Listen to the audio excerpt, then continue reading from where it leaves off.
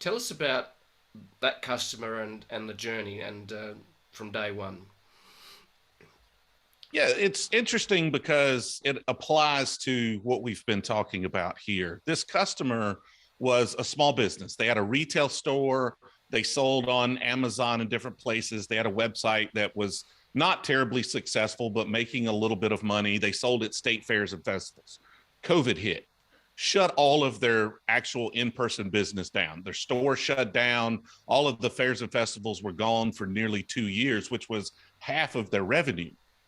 And so they were able to, because they had all of this free time and no stores to manage, they were able to double down on their e-commerce, start putting a lot of effort into trying to grow that. And they tripled their business, which took it from tiny to a decent sized business with some complexity. But they started pushing the limits of their e-commerce platform. They had an outdated, unsupported Magento 1 site. And so they didn't want to invest in fixing it and continuing to upgrade and patch it because it was no longer supported by Magento. Now everything has to be Magento 2. And they wanted to add new functionality and do all of these things, and it was just going to be expensive to do.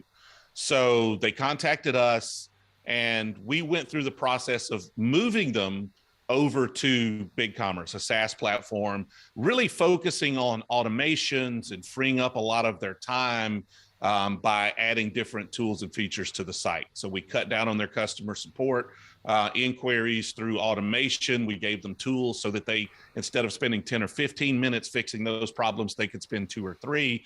And we did a lot of things to improve the business. And then we took the additional money and time that we freed up to add the new functionality that they wanted to the site, like subscriptions and loyalty programs and all of those things to drive more revenue. Mm. And so because they've moved to BigCommerce, which they look after all the hosting, they became a lot more scalable, didn't they? They did become a lot more scalable, but also the small team that they had now had a lot more free time.